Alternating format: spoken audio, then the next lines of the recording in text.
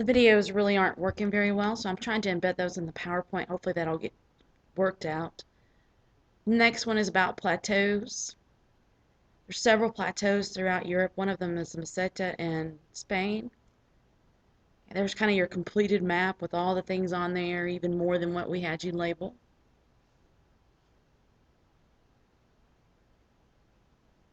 One of the things that Norway is famous for, as well as the Scandinavian region, are fjords, which you kind of see in this picture. It's deep valleys that have been cut out by movements of glaciers, and that water runs through it. They're really crystal clear and pretty blue, so they're very famous for their fjords. As you can kind of see, there's a lot of earthquake zones in the southern portion of Europe, especially in Italy. They haven't been very bright. They've kept building cities on top of places that they know have a history of eruptions. For example, the city of Naples is built exactly where Pompeii was built, right on top of Mount Vesuvius. So they expect that one day, maybe in the near future, maybe in the far future, that may happen again. So the city of Naples may be gone. Hey, Reykjavik, Iceland. Reykjavik is the capital of Iceland. My favorite story about them is the Pots and Pans Rebellion, which I'll tell you later. It's known as the youngest, oldest country. It's the oldest functioning government system.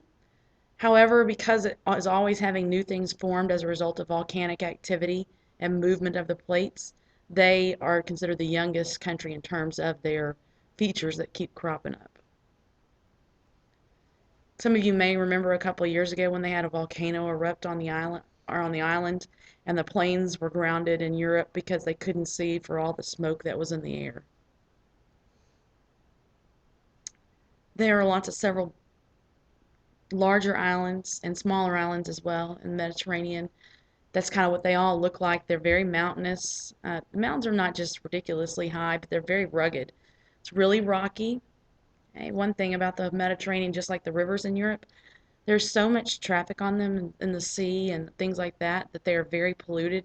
The Mediterranean Sea is so polluted at this point in time that if you were to do nothing else on it right now, it would still take 1,000 years to clean up.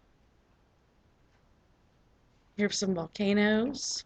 Mount Etna in Sicily, on the island of Sicily, is an active volcano. It's what we call a cinder cone volcano. It does have large eruptions that spew ash and lava everywhere. Obviously, one of the most famous ones is Mount Vesuvius that destroyed the cities of Pompeii and Herculaneum. They're still finding artifacts to this day from those cities that were destroyed. It erupted again in 1944. Again, the city of Naples is located right next to Mount Vesuvius. Okay, your next video is coming up. It's about London. A lot of it has to do with something that's kind of unique to London, which is their fog. So if you'll have your video questions ready, we'll be ready to go.